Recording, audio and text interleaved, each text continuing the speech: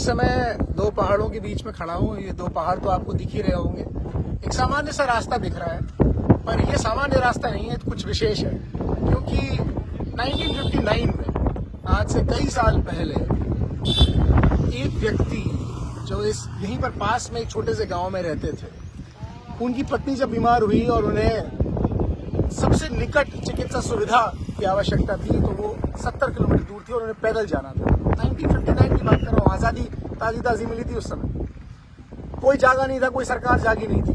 और जब अपनी पत्नी को चिकित्सा केंद्र तक ले जाते डेथ हो गई उनकी, तो उन्होंने एक निर्णय लिया 1960 में कि यार ये दो पहाड़ के बीच में एक रास्ता होना चाहिए ताकि 70 किलोमीटर की दूरी कम हो जाए। सरकार के पास गए, दिल्ली गए पैदल, किसी ने नहीं सुना।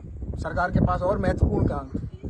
उन्होंने उठाई छेनी और हथौड़ा और शुरू हो गए इस पहाड़ को काटने।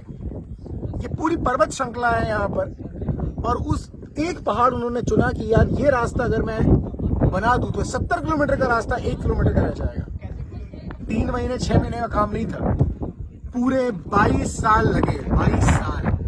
और 22 साल बाद उन्हें सफलता मिली। उस 22 साल के दौरान कितने ही ऐसे लोग थे, गांव वालों ने उन्हें पागल कहा, बोले बेकार समय व्यर्थ कर रहे हो। उनके पास कोई कमाई नहीं थी, कोई सपोर्ट नहीं था, कोई मशीन नहीं थी, सिर्फ एक छेनी और एक हथौड़ा, और वो लगे रहे रोजाना बिना किसी सपोर्ट के। आज जब ये रास्ता बन गया है, तो आज पीढ़ियां अपने आप को आबाद महसूस करती हैं, सुरक्षित महसूस करती हैं इस बात के लिए कि अगर हम इस गांव में रहते हैं तो हमारे लिए कुछ भी, कोई भी रास्ता दुर्गम नहीं है, सब सुगम है। क्योंकि किसी एक व्यक्ति ने निर्णय लिया था और 22 साल में वो कारनामा कर दिखाया, इतना धैर्य रखा। जो सरकार सुन नहीं रही थी, उस सरकार ने 2006 में उनको पद्मश्री के लिए नॉमिनेट किया। जो सरकार सुन नहीं रही थी, आज वो लाइन लगा के खड़े हैं उनके परिवार में से किसी को टिकट देने के लिए पार्टी का। तो सरकार सुन नहीं रही थी, वो यहाँ के आयोजन कर रही है, लाखों रुपए खर्च कर रही है, दरवाजे बना दिए उनके नाम के। जो सरकार सुन नहीं रही थी, उसने उनके मरने के बाद राजकीय सम्मान दिया उनकी अर्थी को। ये है दुनिया जो पहले सुनती नहीं है, पर जब आप कुछ कर जाते हैं तो उसके बाद आपके ही गाने लगती है। एक निर्णय हम क्या कर रहे हैं अपनी जिंदगी के लिए, जिससे आने वाली पीढ़ियां अपने आप को सुरक्षित महसूस करें, और इस बात के लिए याद रखें कि देखो कुछ बड़ा किया था किसी एक व्यक्ति ने, जिससे आने वाली पीढ़ियां अब सुख भोग रही हैं। इम्पोर्टेंट ये है कि उन 22 सालों में कितने चैलेंजेज आए होंगे।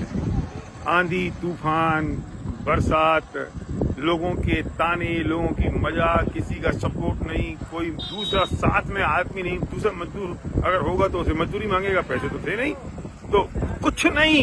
फिर भी 22 साल तक लगातार दशरथ मांझी करते रहे। उसका कारण क्या था? उनके पास एक सपना था, एक ड्रीम था। वो इतना पावरफुल, इतना बड़ा था कि उसके सामने सारे चैलेंजेस छोटे थे। और मजे की बात, वो 22 साल तक उसकी कंसिस्टेंसी बनी रही।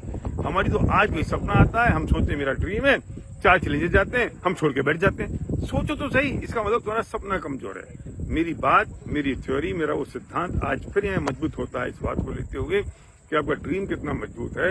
अगर चैलेंजेस बड़े लग रहे हैं तो ड्रीम छोटा है, और अगर आपके ड्रीम बहुत बड़े हैं तो चैलेंजेस आपको बहुत छोटे लगेंगे। कंसिस्टेंसी कितनी इंपॉर्टेंट है। आंधी भी आई, तूफान आई, बारिश आई, रात हुई, अंधेरा हुआ, इन्हीं पहाड़ियों में दशरथ मांझी का खून छिपा हुआ है। इन्हीं पहाड़ियों में उनका पसीना, बहता हुआ पसीना छिपा हुआ है। उनके पैर में रात को सांप आ गया, सांप खा गया उनको। उन्हें पट्टी बांधी, कहाँ से पट्टी लाए, फिर रोक के रखा। आप कल्पना तो करो कैसे ऐसे ही हो गया काम।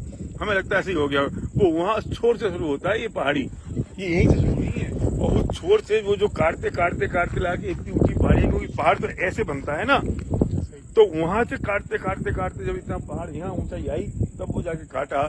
और उसका फायदा, इससे आगे की बात उनको नहीं मिला, उनकी पत्नी तो जा चुकी थी। दुनिया को मिल जाए और दुनिया में कोई आदमी मेडिकल हेल्प के बिना ना मरे, इस बात के लिए उस आदमी ने काटा। और एक अपना सपना नहीं था, ये दूसरों के सपनों के लिए था। और इतनी कमिटमेंट, इतनी कंसिस्टेंसी। इसलिए जिंदगी में सफल होना है ना, तो एक ऐसा सपना चाहिए दशरथ मांझी जैसा। अगर वो है तो आप जीत जाओगे, वरना तो हार निश्चित है। Thank you.